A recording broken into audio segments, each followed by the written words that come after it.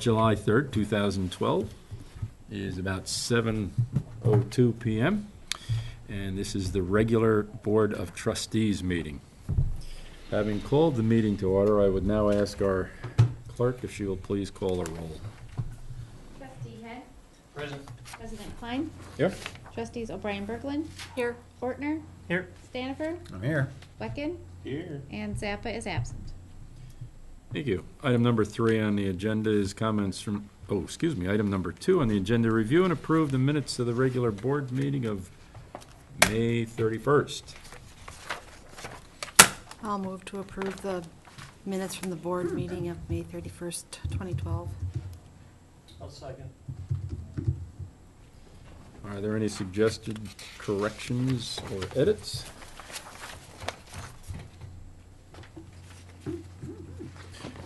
Hearing none, all those in favor of accepting the meeting minutes as written indicate by saying aye. Aye. Any same sign? This is a time when we ask it's time for the opportunity for residents to make the board aware of topics and issues not on today's agenda, and I don't see anyone out there on the floor. So we'll move right on to item number 4. Amended Class B liquor license extended premise for Cozy Corner in the 4th annual grand opening, July 21st, 2012. You'll see a background sheet in front of you. I believe we have a Cozy Corner going through the door. Yes, we do. Oh, there he is. Perfect timing, right? It couldn't be better. I probably could. Where do you want me? Go ahead. Right now, we just need a motion. Suggested motion, move that Class Parent B, Class B, again, retail license for the sale of fermented malt beverages and intoxicating liquors for Cozy Corner be temporarily amended for events taking place on Saturday and Sunday, July 21 and 22, 2012, between the hours of 8 a.m. on Saturday, July 21st, and 2:30 a.m. on Sunday, July 22nd, and again Sunday, July 22nd, between the hours of 8 a.m. and 8 p.m. with the following conditions. Area outside the building to be completely enclosed with fence and extended premises, accessed only from within the building. 2, use of alcohol shall remain within the building or fenced area per the establishment's liquor license. 3, use of outside area only with specific permission of the village board for requested date and time. 4, owner to provide an equal amount of adjacent substitute off-street parking while parking lot area is fenced during the time of the event. Number 5, owner to be responsible for band music volume. And number 6, all outside music to end no later than 10 p.m. Second. Ryan, you have a problem with the 10 p.m.?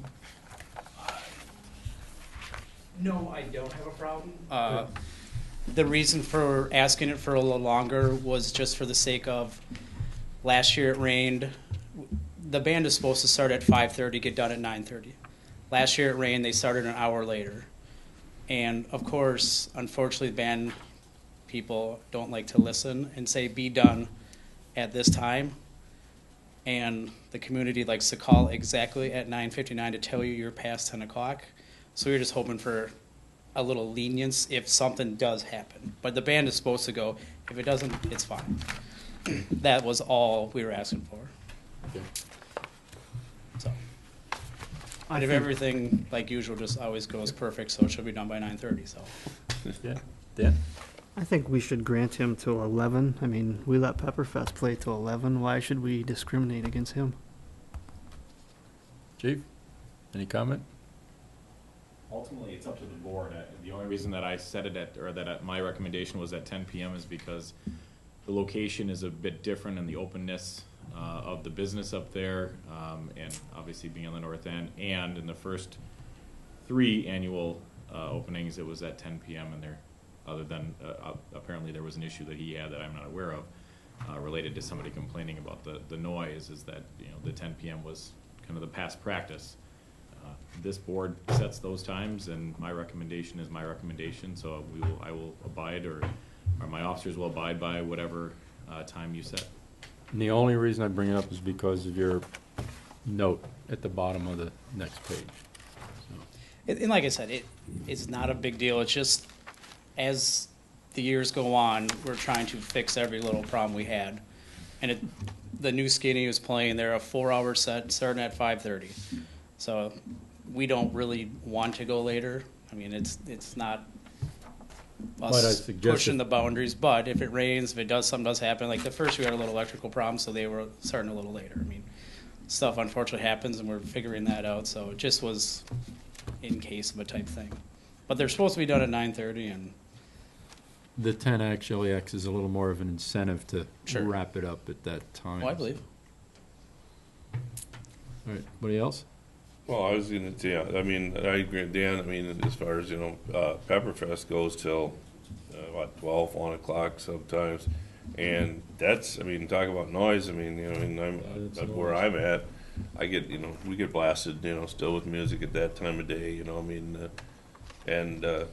so I don't know, noise-wise, I mean, yeah, we don't have maybe as many people that aren't noise tolerant like some of the rest of us in the village, but, I don't see any reason why we can't go to 11.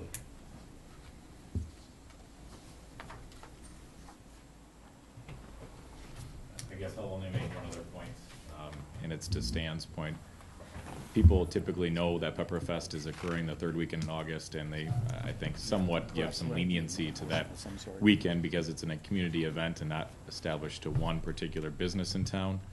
And I guess I would caution that if you go to 10 o'clock, not unlike what Dan is saying, if you go to 10 o'clock for this business this time, expect every business, or I'm sorry, 11 o'clock, expect that every business in the future will ask for 11 o'clock, and you just want to be careful on how far you let that continue to go. And I can tell you that there's several residents who are not happy with the fact that Pepperfest goes as late as it is, but I think when you get 1 or 2 calls versus the amount of people that enjoy the event, a lot of times, you have to kind of look at the totality of the circumstances on that. So with that being said, I'll let you make your decision.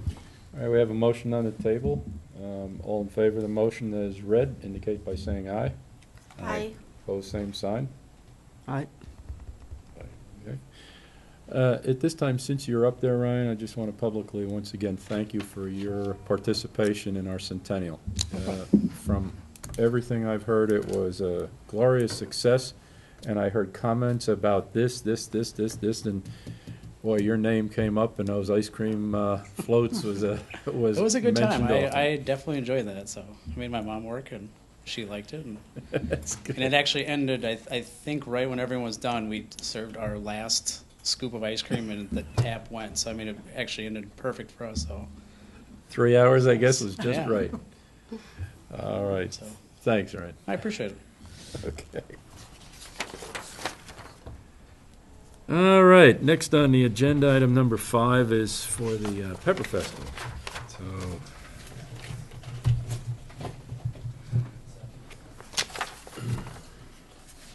I'm all ears here, folks. Move to approve the temporary class, parentheses, B, parentheses, fermented malt beverages, and parentheses, class B, parentheses, intoxicating liquor license for North Hudson Pepper Festival, Inc., with an effective date of August 16th through August 20, 2012, as recommended by the village clerk. Second. Thank you, Dan. Let me see. I was just wondering, Mark, I'm sure you're approving of this and have seen this. We don't have times and such on here the way I thought in the past, didn't we have a document similar to the one that we had for Ryan? Well, this is simply the alcohol license. We have not. It's related to the alcohol license, and because it's a picnic license, there's some different procedures that we've used in the past. There is no agent, and so there's some other issues that come into play. But it's ironic that you brought that up, just because it is something that I've thought about in the future, that because a lot of these things, and it goes back to the conversation that occurred at finance, a lot of these things are kind of known, or they've been known for years that these Yeah. things occur every year the same way. There's not a lot of documentation on that to really shore it up. And so, potentially before the next Pepperfest, we may want to include some of those same parameters so that we are consistent with how we're doing our, and I have not talked to Gloria or Becky about it. It literally came up on my way here tonight when I saw the agenda that might be something that we want to look into, but I don't see any issues with the passage of the current motion as it's stated. All right. Any other questions or comments? Yeah, I have a couple. Have we seen, it says on here that their non-profit status has been received, that they have a valid confirmation of that? Yes, I've received documentation on both those items. Has there been any 501c3 paperwork that we're aware of that is filed? That's what I've received. You received the 501c3? Well, or I received the information from the state of Wisconsin regarding their tax. Renewal. Yeah, it's a Registration renewal? reinstatement document, and so it basically reinstates that tax. reinstated them? Those are different. They're two different. The state, what you get from the state of Wisconsin is your corporate status, but in order to get your 501c3, it has to go through the IRS. You have a special application process, and the IRS has to grant it. So they can be a valid corporation and not be a 501c3. Okay. I just well, think that's important. there were several documents that were provided, and I can go through and look at exactly what there were like 3 or 4 of them, and I can tell you Sure. exactly what they are. I don't have them with me at the table here, but I can provide them for you if you. That'd be great. Thank you. All right. All in favor of the motion indicate by saying aye. Aye. Opposed, same sign. All right. I have only a couple of things, couple of comments. Yesterday, Scott Bolstead was here. He's part of Senator Ron Johnson's staff. And Stan had a nice conversation with him, and then I had one shortly after you had. And it's unfortunate that they only advertised this meeting in the Pierce County newspaper and not in the Hudson Star Observer. And I don't know why it wasn't in there, but The notice came too late. it came, yeah. We had it on our website, but it was too late. That's pretty much what I figured. I was a little discouraged to find out that there are some municipalities who think it's a political thing, when actually it's a listening opportunity for the senator's office.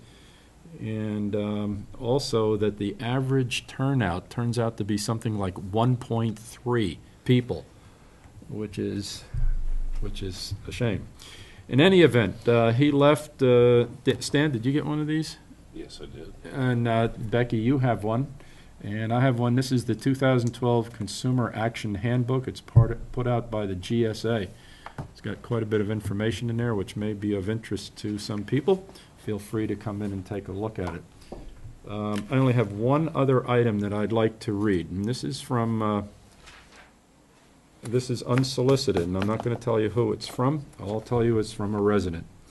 Hi, George. Just sending a note that I stopped at the Village Hall this morning.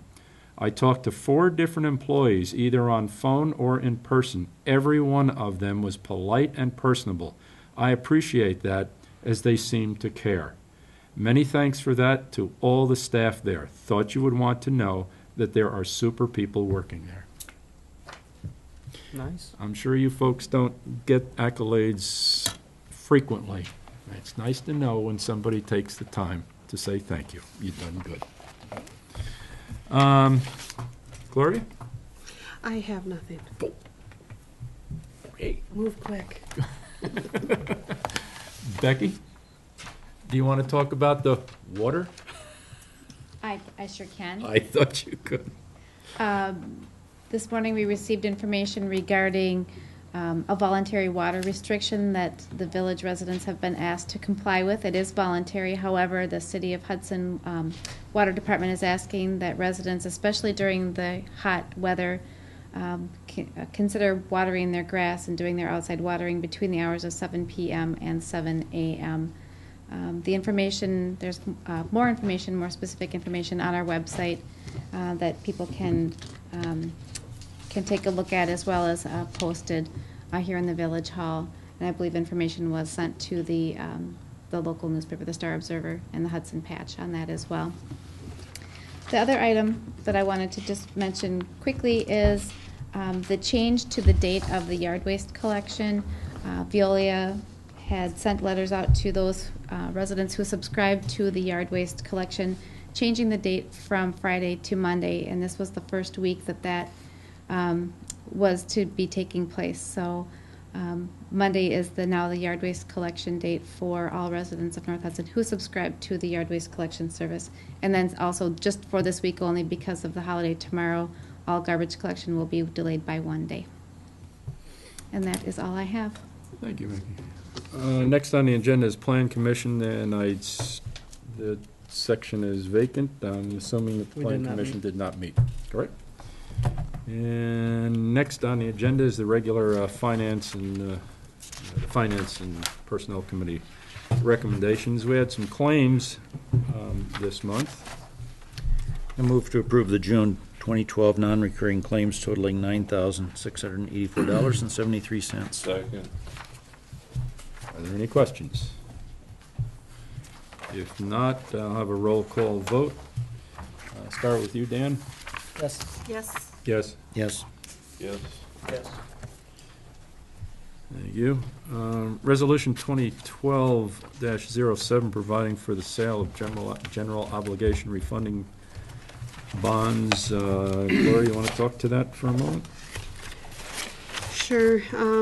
You remember last month, Brian from Ellers was here, and by request, I've contacted them about refinancing our Series 2004 bonds, and what that could do for the village as far as saving around $125,000.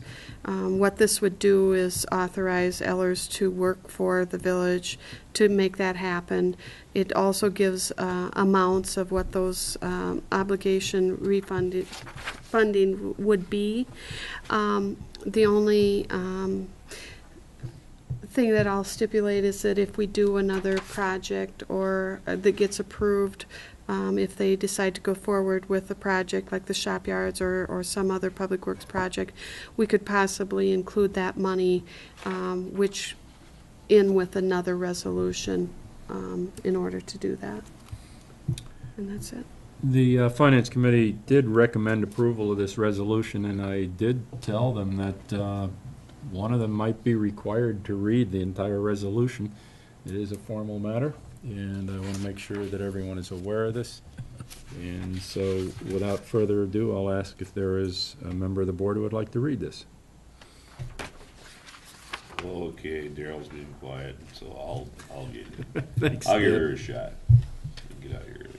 Resolution providing for the sale of $1,875,000 general obligation refunding bonds, Series 2012A. Board of Trustees of the Village of North Hudson, Wisconsin, at a meeting held this Thursday, July 2012, hereby adopts the following resolution. Whereas the Board of Trustees, the Village Board of the Village of North Hudson, Wisconsin, the Village, has heretofore determined that it is necessary and expedient to issue the village's $1,875,000 general obligation refunding bonds, Series 2012A, the bonds, to refinance its $2,150,000 general obligation refunds bonds, Series 2004A, and $620,010 state trust fund loan of 2011. And whereas the village has retained Ehlers and Associates, Inc. in Roseville, Minnesota, Ehlers, as an independent financial advisor. Now, therefore, be it resolved by the Board of the Village of North Hudson, Wisconsin, as follows. Number one, authorization findings. The village board hereby authorizes Ehlers to solicit proposals for the sale of the bonds. Number two, meeting proposal opening. The village shall meet at 7 p.m. on 4 September 2012 for the purpose of considering the proposals for and awarding the sale of the bonds. Number 3, official statement. In connection with the said sale, the officers or employees of the village are hereby authorized to cooperate with Ehlers and participate in the preparation of an official statement for the bonds and to execute and deliver it on behalf of the village upon its completion. Dated this 3rd day of July 2012. Second. Are there any questions? Hearing none, we will do a roll call vote. Start with you this time, Ted. Yes. Yes. Yes. Yes. Yes. Yes. Motion passes. The next item has to do with the server that we currently have and its need for replacement. This generated quite a bit of discussion at the Finance Committee meeting, and I'll entertain a motion, and then we can share the discussion with you. Move to approve the purchase of a Dell PowerEdge T410 Exchange server as recommended by Quality Computer Services in the attached document at a cost not to exceed $8,000, which will include labor and upgrades as needed. Second. Thank you. Discussion we had was, are there alternatives? As we go well into the 21st century, we're looking at the cloud as well as some other ways of perhaps saving some money on spending $8,000 on this Exchange server. And so what we have agreed that we are ought by this motion, and if it passes, giving Gloria the authority to purchase this if she, after some further analysis, finds that there is a better way, then she can recommend that to the board at the next meeting. I would ask other members of the Finance Committee if you'd also like to share, if I didn't capture it. I think that sums it up. Okay. Stan, This does not commit us to do this. It gives her the authority to do it if that's what turns out to be the most prudent, yeah, I'll use that word, the most prudent alternative, but it doesn't lock us into it.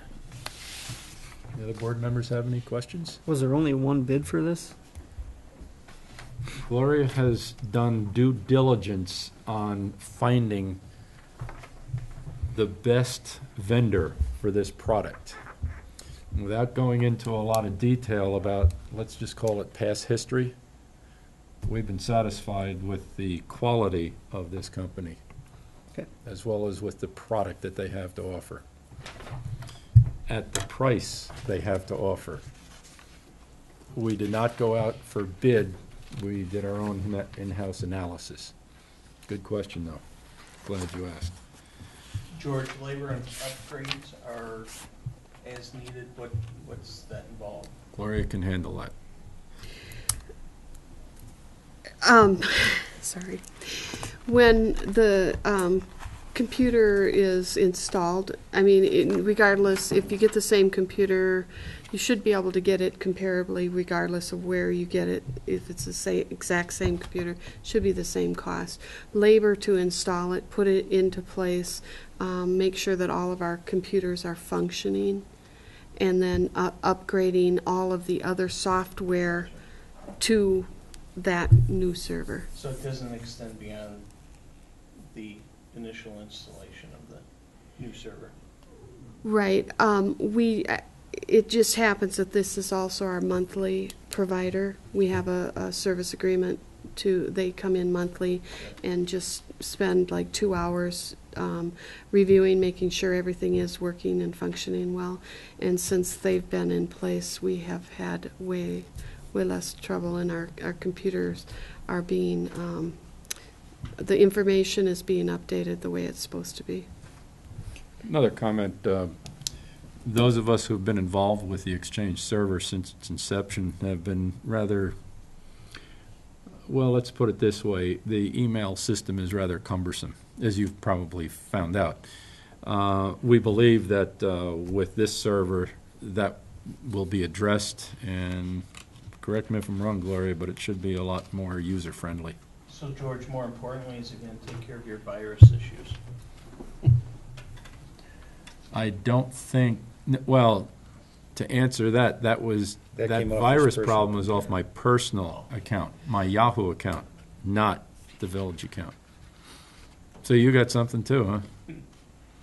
I must have at one time or another sent you an email regarding something off of my own personal computer. Reminder to everyone, change your password regularly, daily even. Does work. Okay, any other questions? Dan, it's time for you to start. It's a spending issue, so, Yes. Yes. yes. Yes. Yeah. Yes. All right, thank you. Item D, reallocation of prior lease of water revenues, et cetera, et cetera. Gloria did explain this in great detail, and you also should be subject to that explanation. However, let's start us off with with the suggested motion, and then we can answer some questions. Anyone care to read that? Otherwise, I will. Move to have, Okay. oh no, wait, start at the top. Move to approve the transfer of $151,040 from the 210 sewer replacement surcharge fund to the 220 water maintenance replacement fund to reallocate the revenue correctly. Additionally, transfer $93,916.50 from the 220 water maintenance replacement fund to the 210 sewer replacement surcharge fund to reallocate debt service expense properly, and move to have one half of the debt service expense paid from the 210 sewer replacement surcharge fund and the other half from the 220 water maintenance replacement fund beginning in 2013 until loans from related projects are paid in full. Second. Gloria, you're on. Go on. Now, you've had practice with this one. All right.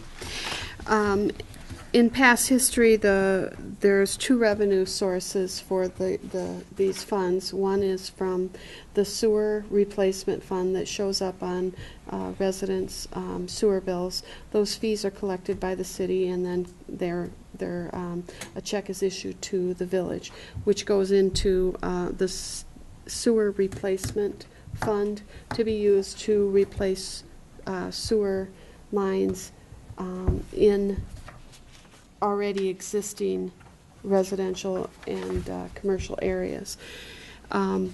The water is from revenue should be used for water replacement also. Those funds were mixed together in the past. In 2009, the board, after recommendation from myself and Steve Tracy, separated those monies. And we did that, but we didn't at that point go back and figure out how much of the existing balance that was in the storm or in the sewer fund should be there, or what related to the water.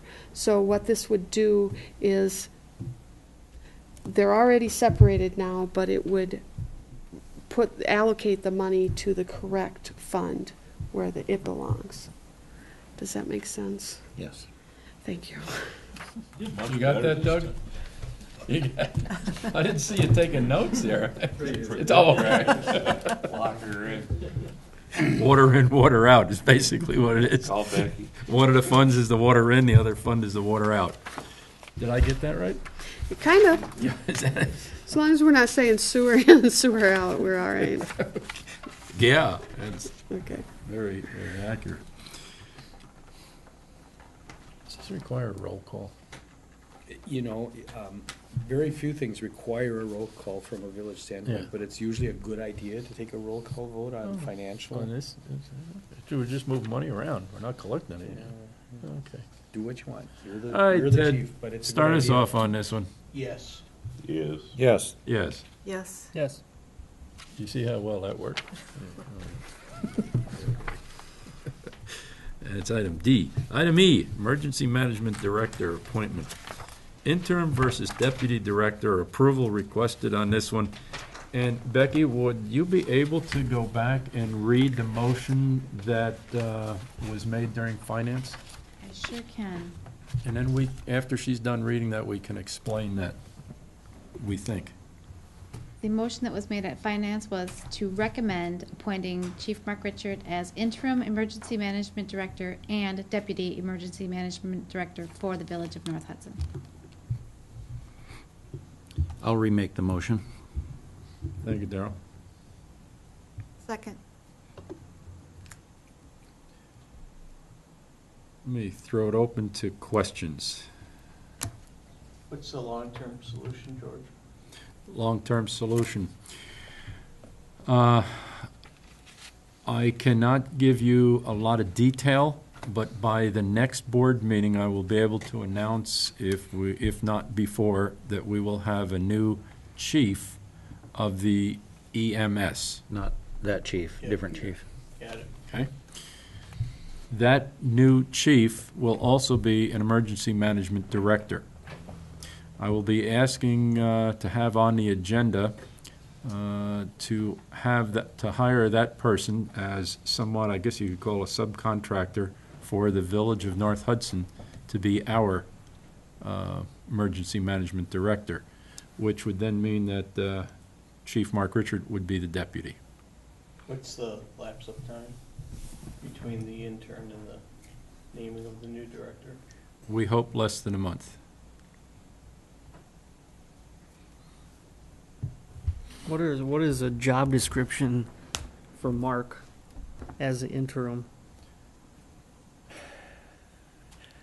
As yet to be composed. Would you like to comment on that? Yeah, the comment that I will make on that is the Public Safety Committee has had that on the agenda for several months, and I think because of the complexity of how different municipalities were doing or were compiling their job descriptions, one has not come forward, and when there was some information that came to the committee that George was working to try to look at an alternative to having a solely North Hudson Emergency Management Director, that process was put on hold with the exception of trying to name an Emergency Management Director or an interim director in order to make sure that funds were available if there were an emergency through the state and federal processes for obtaining those funds. So at this time there is no formalized job description that's put into place other than the fact that I've been acting as the deputy director for the last 6.5 years, and so it's all up here, as I think somebody, or Doug maybe pointed when he was talking about something related to the agenda. So because I've been through the classes, I know what types of activities based on the drafts of job descriptions that have been given to us by the county and by other municipalities. There's a good feel, and if it's a month, hopefully I won't get my feet too wet, and that's not a pun on the fact that there might be flooding, but that we get this taken care of in a short amount of time, and really there won't be any conflict going forward. Does that answer your question? Yes, it does. Is that good? I have another one. Is there any program, I know whether Mark has something put together, if Mark was gone and we had a disaster, is there a book, is there a Bible that says, okay, 1, 2, here's our checklist, here's what needs to get done? Because I think that's a very important part in getting this all put together. So it's not stuck all upstairs. It's for those of us here on the board to be able to take care of this. SOP. Yes. Yes. Well, and to some extent, the job description and the emergency operation plan are two completely separate documents. The emergency operation plan for the village is in place and has been adopted. Right. And that has a list of, here's what the village clerk does, here's what the police chief does, here's what the fire chief does. All of that is in place. It's a document that's in the room behind you. But as a job description really would mean more of outside of an actual emergency, what else would the emergency management director do? And that would include things such as keeping up to date that emergency operation plan, putting together training for board members and new board members to make sure that they're up to date on what their job role would be, as well as putting on exercises or helping with exercises in a general area so that we could actually have some hands-on documentation, as well as continued training and those types of things. But for the most part, an actual event would be different than, the day-to-day operations of the emergency management director. I think we should get that exercise thing put together, because I have not been through it, and I'm sure there's others here that haven't either. Just to pick up on something else that Mark was just saying, we update that every year because there are, the names and the phone numbers change. And I think this board approves that on an annual basis. They do. So, yeah. That's quite a packet. It's quite a document. And So, I was George- under the impression that all board members had a copy of it. I guess I was wrong. Okay. I know I have one, so. Right. All right. So it'll be a shared service with Hudson? Is that a correct statement? I will be able to answer that with more definitively in August. That has yet to be worked out. I can just tell you what my goal is. And I'm looking at it from efficiencies, both of the tasks and also of the dollars. All right. All right. We had a motion on here, and I think this one, we can do a roll call vote on this one. Or, excuse me, just a voice. All in favor of item E? The motion is made by Darrell, indicate by saying aye. Aye. Opposed, same sign. Item F, 2013 Annual Budget Development Policy. You see this in front of you on the next page, Financial Policy Procedure. This was presented to you in a draft format last month, and Gloria's made some changes after working with the staff. And I will turn it over to her, and then we will request that this be adopted. So, Gloria, you want to briefly comment on this? Sure. In an effort to make the budgeting process as painless as possible and as expedient as possible, I've put together a budget development policy and procedure. This document somewhat streamlines and gives you timelines of when things need to be done going forward so that we can keep on task, and it gives you some idea of who does what. And then after the budget is adopted, the working document side of it, how some of those items would function. It tries to give the staff a little bit more ability to cooperate amongst each other instead of it going to everything coming to the board. So with that being said, if you have any questions. Let's get a motion on the table, and then I don't think there's a motion. not yet. I'm waiting for one. Nope. I'll move to approve the 2013 operating budget schedule. Thank you, Dan. Second. Thank you, Colleen.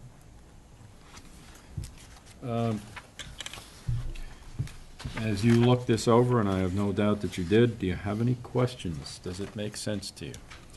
I'll just throw on the table that this will help us. You'll notice there's a timeline. There are procedures here that, if adhered to, will make my job signing the checks a whole lot easier. When you come before the board, or when these bills come before the board, do you really understand what they all are? I have to dig very often to find out, okay, clarify this, clarify that. So actually, before you see the bills to be paid, I've already reviewed them.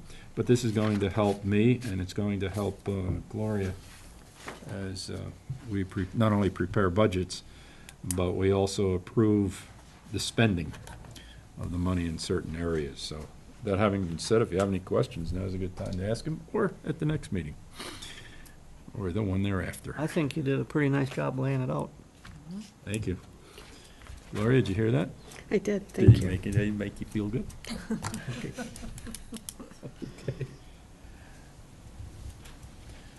All right, all in favor of this motion to approve the budget development policy, indicate by saying aye. Aye. Opposed, same sign.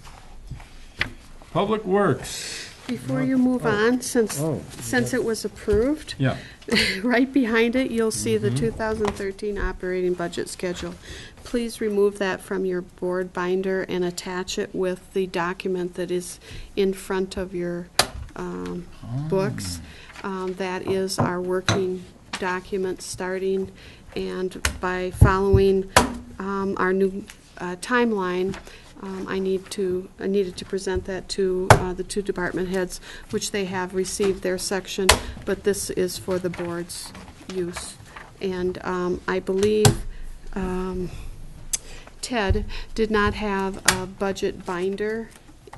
Everyone else should have. I don't know that Dan got his from Joe when Joe left. So if you do not have a budget binder, please let me know and I'll get you one. Okay. That'd be the BB? The BB? Public Works wants to spend some of our hard-earned money to fix the streets.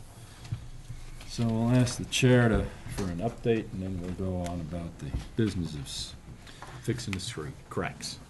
The update from the chair would be to remind you to read the minutes from our meetings. It will give you an idea of the things that we're working on and talking about it. Beyond that, we did approve and recommend to the full board by way of approval at Public Works, and then brought these through Finance Committee, where we reviewed them again, and so now for the third time, here they come for approval. I make that point, just sometimes it looks like we pass things rather quickly here, but they've gone through a lot of review. By way of background on this first one, prior to the motion, the first one is for the crack filling, and we had anticipated in the 2012 budget a budgeted amount of $20,000. The bid that we have is significantly less than that, and you will see the reason I point that out when I make the following motion. Mr. President, I move to accept the bid from Scott Construction, Inc. to crack fill the streets listed on the proposal at a cost not to exceed $11,500. And that the remaining budgeted funds be used to complete the hot patching and seal coating of various streets. Second. Any questions? Because this involves spending, we're going to do a roll call vote. You want to start us off, Dan? Yes. Yes. Yes. Yes. Yes. Yes. Item C. Item C is for hot patching and flex patching. And Mr. President, I would move to accept the bid from Farner Asphalt Services to hot patch 27 specific, and they are listed, areas on the proposal at a cost not to exceed $11,632. And we will partially use $1,632 from the previous budgeted area which was crack filling. Second. Any question? Mark, we've been using Farner for years, haven't we? Basically, we've actually been using some of the other companies that are now with Farner. Oh, okay. For Farner. Thank you. Any questions? Ted, you want to start us off? Yes. Aye. Yes. Aye. Yes. Yes. And Darrell, finally, item D. And the third one is for the bid award for seal coating, and this one, our budgeted amount was $19,000. We are entertaining a bid that exceeds that, but we do have the remaining funds from crack filling that fills that gap, so this all falls within the Public Works budget. So, Mr. President, I move to accept the bid from Scott Construction, Inc. to seal coat the listed streets using FA2 dresser trap rock at a cost not to exceed $25,000. And we will use $6,500 from the crack filling budget. Second. Thank you very much. Any questions? I have one comment, Daryl. I mean, it's just in addition that Daryl said 25,000. It actually says 25.5 here. You're correct, So- my mistake. So no, it's 20 just, 20 just Stan is right, and the record should show, thank you for pointing that out. Not a problem. The record should show $25,500. I misspoke. Thanks for catching that, Stan. I think sometimes we see what we want to see and hear what we want to hear, don't we? well, after 3 times, I mean, he's entitled to one mistake tonight. We all get one a day. It wasn't a mistake. Okay. It was blurry. All right, Ted, you want to start us off? Aye. Aye. Yes. Yes. Yes. Yes. There we go. Public safety. There's no paper in here. Mr. President, public safety did not meet last month, and there is a change to the meeting for July. It has been postponed from July 12th, which is the typical meeting date of that committee, to July 19th, Thursday, July 19th, at the same 5:30 PM meeting time. July 19th. Yes. Is that what you- Okay. Thank you.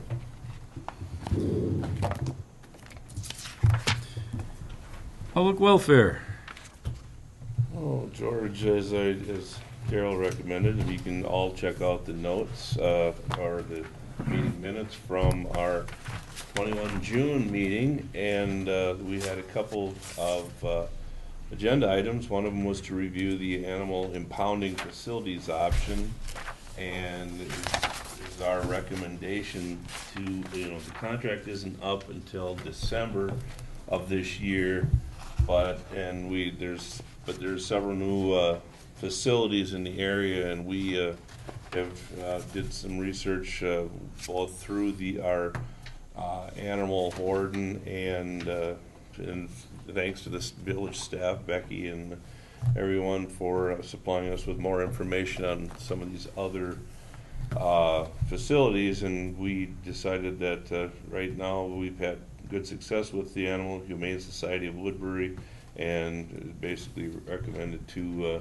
continue using that service. And and I don't know, I guess we had a motion there. Do we have to do, I don't think we need to do anything really with this now until it comes up, but. I would agree. Wait, but, is there any need? I'm going to ask Becky too. Since your committee made a recommendation to the board, it's just a kind of a formality, but it may be something that the board wants to just They want to discuss or? write, and then they may want to All right, make so I will make the a motion. motion to continue using the Animal Humane Society of Woodbury. I'll second. Any discussion? Oh, are you supposed to do that? No, you're doing fine. Discussion? Oh, Okay. hey. Do we get to vote now? Yes, sir, we get to vote now. Because it's, well, how will do we just update the contract? Will we? We don't need to do anything with the contract. We don't. What's the cost? It depends on how many animals and whatever that they take in, and how we recoup funds from the owners of the said pets, I believe is how that works.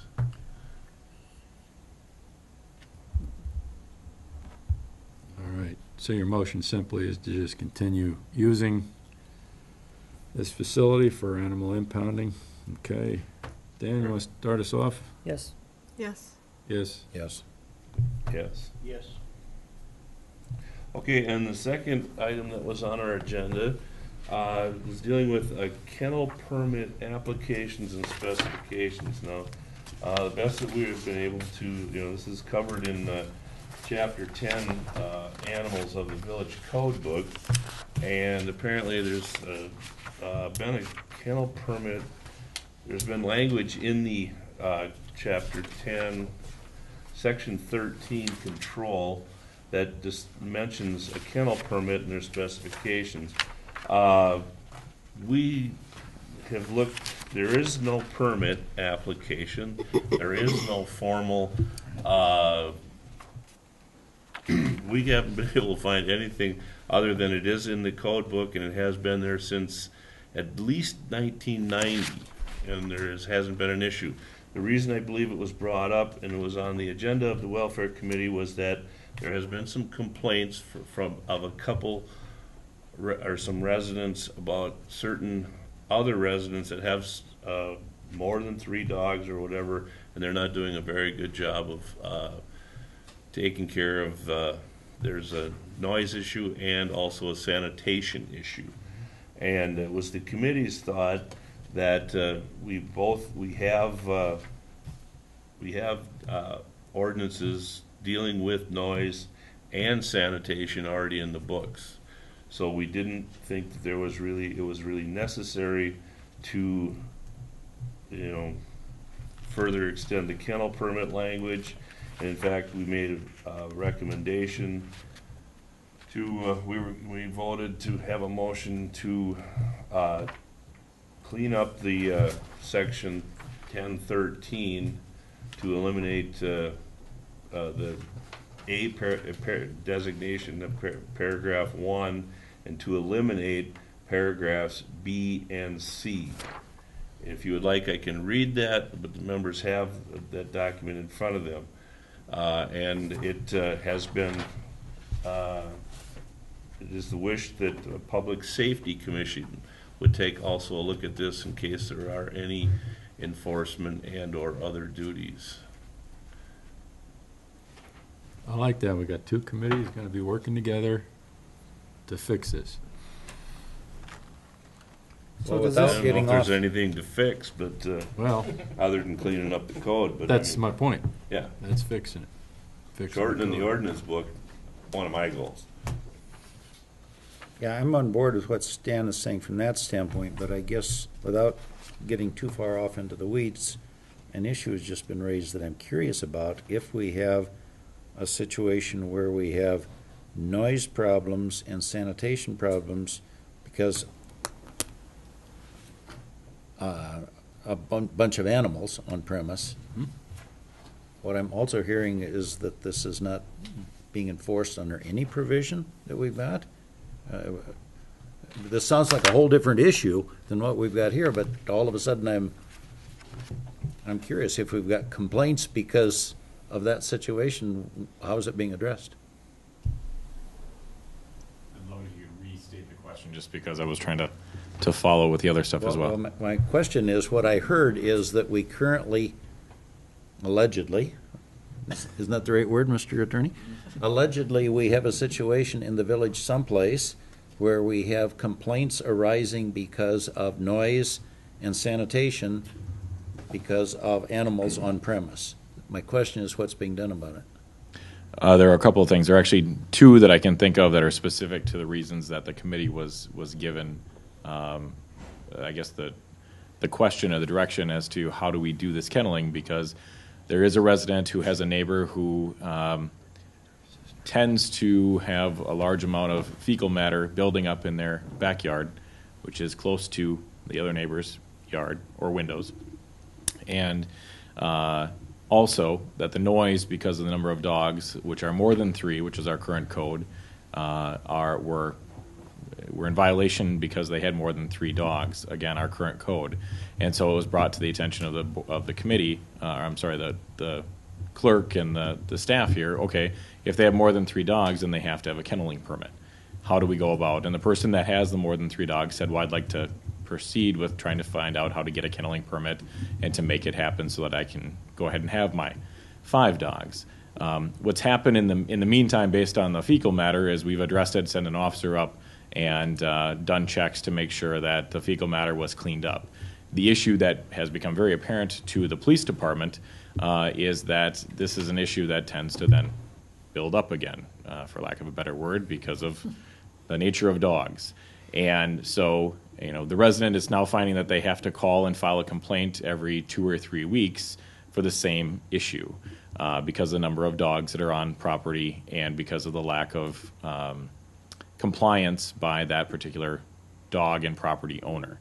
And so I think that was where there's been a lot of time spent in this one particular, or these 2 properties, trying to make sure that they maintain the cleanliness of their property as well as some of the noise issues. Now, again, I've done this job in this village for 12 years, and I can tell you that dog barking is probably one of the most sensitive issues that we deal with as a police department, because you can have one person that it bothers and the next person it doesn't. We have an animal control warden who obviously knows her job well enough to where if a person walks by and the dog barks at the person, that's an acceptable, use, because the person is in close proximity to the property that the dog is there to either protect or whatever the nature of that barking is.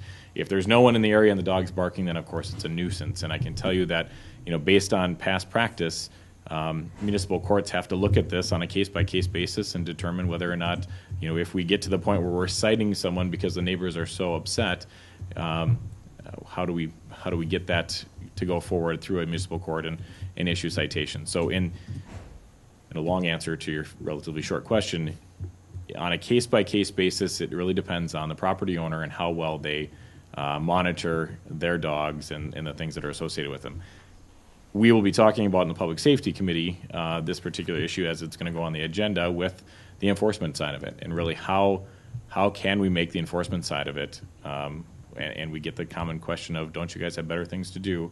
From a police department standpoint, this is very, very important to certain people, and so we need to try to figure out how, if the ordinance is rescinded and there is no 3-dog limit and there is no kenneling limit, and a person wants to have 20 dogs, is the fact that they have 20 dogs, does that allow for a certain level of noise? Just in the nature and the fact that 20 dogs will make X amount of sound. Or if they have 20 dogs, it will make X amount of excrement. And so there are some questions still on how that's going to play through. But with the 2 current complaints that we have, they're being dealt with using the fecal matter ordinance, which talks about the cleanliness. And really the noise has not been as high of a priority as the odors, to tell you the truth, in these particular matters. Okay, if I can summarize that, then what I heard you say is that it is being addressed. We have a methodology to address it, and the removal of this language from this section is not going to mean that a person all of a sudden can have an unlimited number of dogs and they don't have to get a kennel license. That is not an accurate summation, because if that language is removed, they would have the ability to have unlimited amount of dogs. If the restriction of you can only have 3 dogs in the village is removed, unless Terry finds something different in the verbiage. Well, I would have to look at the ordinance, but I don't think this ordinance says you can only have 3 dogs. No, Says this you really gotta have says a kennel. if you're going to have more than 3 dogs, you have to get And a you have to kennel have a kennel. license. Do we have a kennel permit? There's no kennel permit and there's no definition of what that kennel needs to look like, size, offense, and that's part of the, so I think the thought on this was that the remedy was in the enforcement side, which Mark brings up, right, through municipal court, in that they, not only Mark, but the animal control warden could issue citations on repeat violations. So the enforcement part of it is addressed in another section of the code book. However, the application permit and the size, shape of the kennel is not addressed anywhere. And as a committee, that's what we were addressing in our last. Yep. So one other comment about. To Stan's point, nor has it ever been. So I think the question is it addressed through enforcement, right? And if we remove this, is there the ability then to have 20, 30, 40 dogs? Or cats, or, whatever, I don't know if it actually says canines. And then what's the likelihood of that being taken advantage of within the village of North Hudson? I just wanted to make one other comment. An awful lot of villages and cities do have a limit on the number of dogs and the number of cats and the total number of animals that anybody can have in one residence, so that's extremely common. This doesn't do that, but I'm not certain we don't have that somewhere else in an ordinance, and I would have to check that to make sure, unless someone else has already done that. Not specifically, but the terminology that we've always used, based on the fact that it said if you have more than 3, you have to have a kenneling permit. Mm-hmm. I know that there are several residents that I know of who have limited themselves to 3 because they didn't want to get a kenneling permit. not knowing, of course, that there was So no from that procedure standpoint, for this it. has at least some effect, whether you like that effect or not, Right. is a question for the board, but at least it does have some effect on the number of dogs people do keep. And we have residents that have more than 3 dogs and aren't a problem. So we've Yeah, got one place that's a problem, and, you know, it was our feeling that, you know, why can't we be good citizens and clean up our own messes rather than force everybody else in the village to, you know, if they can, you know, have more than 3 dogs, take care of them, feed them, you know, I don't believe that's, you know, should be something the board should be able to regulate. What happens if someone decides to come in and put up a kennel? They want to run a business as a kennel. And we that has have- to go through conditional use and public, you know, planning commission and through that. But if it goes through all them, if it goes through plan commission and you gotta go through and you gotta see, okay, can we do this? And we have nothing in our ordinances. So Dan, I think then we'd be readdressing this issue with a kennel permit application and design of the kennel itself. And plan commission, being that structures and stuff like that, that would be addressed through planning commission rather than through welfare. What I'm saying is in plan commission, we have to go by what's in our ordinances to make our decision. I think we need to redo our ordinance to make it work for everybody. There is a section of the code book in a separate chapter that talks about conditional uses and the zoning districts where certain businesses are permitted, prohibited, or conditional. And I believe that it's, a kennel is only permitted in the industrial district at this point, so it would be somewhat addressed in the zoning ordinance under a different section, other than this animal section. So, which is chapter 10, which is, it's a slightly different issue, but they are related. And as I understand it, there are actually 2 definitions of the word kennel. There's the kennel where you would take your dog for boarding, and there's the kennel that you would have at your own home. It's a commercial residential issue. Yeah. Yep. And I don't have in my mind the definition. I don't have a picture of a residential kennel, other than what I've seen at Fleet Farm when they advertise a sale on dog kennels. All right, Stan, any more on this? No, that's, it goes to safety and that's basically it for welfare. Good discussion. Yes, very good. And I see that the last item on the agenda here is the park board. And that would be, We just had a couple things. We had, with the removal of some of the playground equipment here, when the village hall was added on to, it was moved to Ferry Landing Park. And that equipment is no longer safe, so it was removed. And the park had thought of installing some new playground equipment there. However, at our last park board meeting, we decided that the playground equipment would probably get more use at Summers Landing Park instead of Ferry Landing Park, so we decided to move it there. And are also going to start looking into possibility of some kind of a shelter in Summers Landing Park, but that's still under discussion. We're also going to look at kind of updating Glen Oaks Park and some new signs, and that's pretty much it. okay. Anybody have any questions of the park commissioner? Since Mr. Zappa is not with us tonight. I'll make the motion to Don't need adjourn. one. Yeah, let me finish. Since Mr. Zappa is not here tonight, I will exercise the authority of the president of the village and adjourn this meeting. There being no further business. There being no further business, right? The agenda is Well, I'm complete. gonna let there be any more.